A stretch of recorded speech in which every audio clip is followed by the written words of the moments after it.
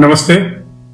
आशा है आप सभी स्वस्थ व आनंद होंगे और आपका दिन अच्छा गुजर रहा होगा। अच्छे पॉजिटिव नोट पे आपने अपने दिन की शुरुआत की होगी और आप पॉजिटिविटी स्प्रेड भी कर रहे होंगे, पॉजिटिविटी रिसीव भी कर रहे होंगे। और अगर कहीं गलती से लाइफ में आपको कोई नेगेटिव वाइब्स मिले ना, तो उस नेगेटिव वाइब्स को पॉजिटिव में कन्वर्ट करना सीखिए। उसको वहीं पे रिंग फेंस कीजिए अपने आप को, या तो अपने तक पहुंचने मत दीजिए, क्योंकि वही विचार आपके विचारों को खुद से बनाते हैं। वही विचार आपको नेगेटिविटी देते हैं जो आप रिसीव करते हैं। तो जितना आप रिसीव कम कीजिएगा, या जितने रिसीव करने वाले नेगेटिव विचार को आप कन्वर्ट कर दीजिएगा पॉजिटिव विचार में, उतना आपका जीवन सुखमय होगा। मैं इस संदर्भ में एक कहानी सुनाना चाहूंगा। एक राज्य था जिसमें एक राजा थे, एक मंत्री थे और प्रजा बहुत सुख में रहती थी। ये कहानी आपको पंचतंत्र और जातक की कथाओं जैसी ही है, उसी में से ली गई है और इसे मैंने कई बार कई फोरम पे सुना और सुनाया भी। मेरी लिखी हुई कहानी नहीं है, ये सुनी हुई कहानी है। ये डिस्क्लेमर मैं देना चाहूंगा। तो जब वो राजा भ्रमण पे निकलते थे ना अपने मंत्री के साथ, तो कई बार ऐसा हुआ कि एक पर्टिकुलर चंदन के व्यापारी की दुकान के पास वो रुक जाते थे और गुस्से में उनके हाव भाव थोड़ा सा बदल जाता था। इस दफे जब वो विजिट करने निकले, अपने भ्रमण पे निकले, तो उन्होंने उस दुकान के सामने रुक के मंत्री को कहा कि तुम्हें पता है, पता नहीं क्यों मेरे मन में ये विचार आता है कि मैं इस मंत्री को फांसी की सजा दे दूं, इसे मौत की सजा दे दूं। मंत्री ने कहा कि ऐसे विचार आपको क्यों आते हैं? आने तो नहीं चाहिए, आप तो राजा हैं, प्रजा आपके पुत्र के समान है। पता नहीं क्यों मैं जब भी इस दुकान के सामने खड़ा होता मेरे मन में यही विचार आता। मंत्री उन्हें फिर आगे लेके बढ़ा, वापस राज्य कक्ष में। जब राजा के कक्ष में, राजा को छोड़ने के बाद मंत्री अपने कक्ष में गए, तो उन्होंने विचार करना शुरू किया कि कारण क्या हो सकता है कि उस दुकान के सामने खड़े होते ही राजा के मन में इस तरह के नेगेटिव विचार, ख्यालात आने लगे। तो मंत्री ने ये विचार किया कि वो उस दुकान पे जाएंगे और दुकानदार से बातें करेंगे। तो मंत्री गए दुकान पे, उन्होंने दुकानदार से बातें की बिना परिचय दिए। ये एक साधारण मनुष्य की तरह है, इनकॉग्निटो। उन्होंने वो विजिट किया, उनसे बातें की, हाल समाचार पूछा, कैसा बिजनेस चल रहा है इसके बारे में जानकारी ली। तो मंत्री ने यह कहा कि कुछ भी बिजनेस नहीं चल रहा, बहुत ही बुरी स्थिति है। मैं तो मनाता हूं कि कभी ये राजा मरे और उसकी चिता के लिए सारी चंदन की लकड़ियां हमारी दुकान से जाएंगी, खरीदी जाएंगी और मेरा व्यापार चलेगा।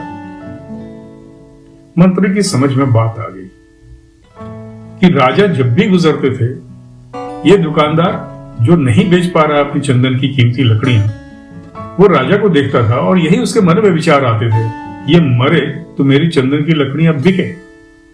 और राजा उस नेगेटिव विचार को कैच करते थे। आजकल तो हम लोग 2G, 3G, 4G, 5G सारे सिग्नल्स पकड़ते हैं हमारे डिवाइस। हमारा मन भी तो एक डिवाइस ही है ना। तो वो मन वो नेगेटिव विचार पकड़ लेता था और राजा के मन में गुस्सा आ जाता था उस विचार को समझते ही।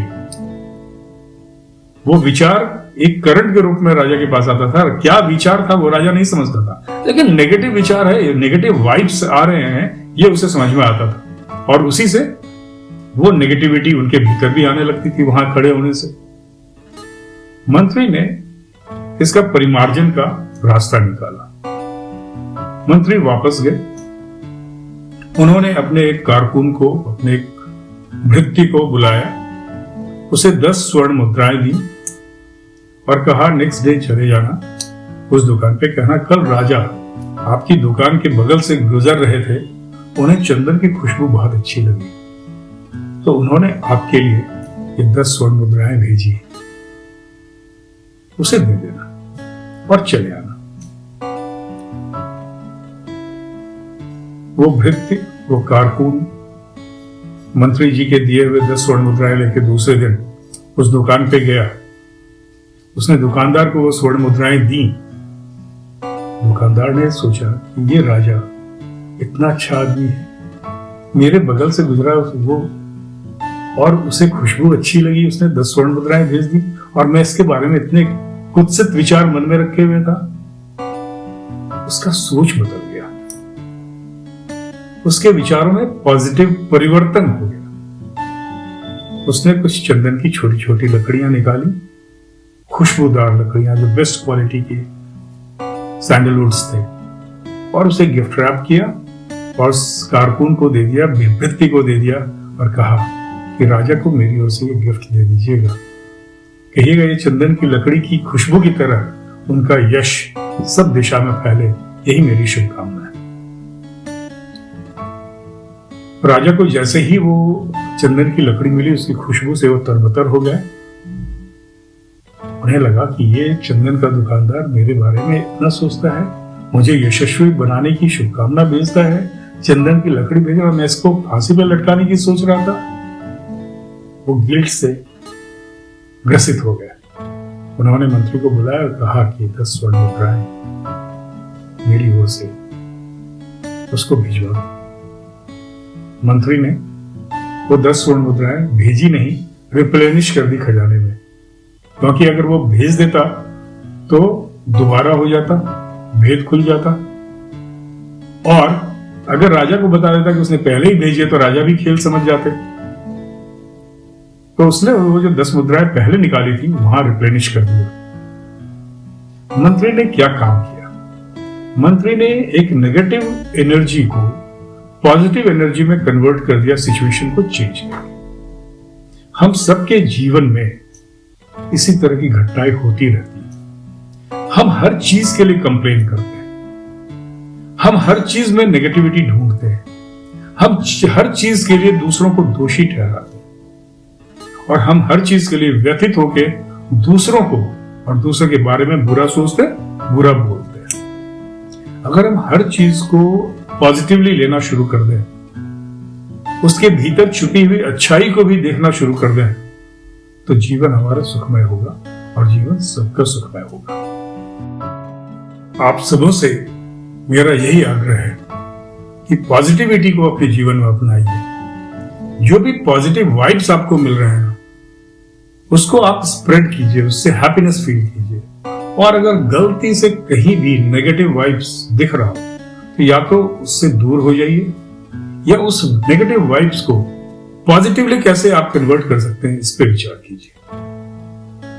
जिंदगी में पॉजिटिव रहना, पॉजिटिविटी स्प्रेड करना, पॉजिटिव सोच रखना सबसे ज्यादा लाभकारी होता है।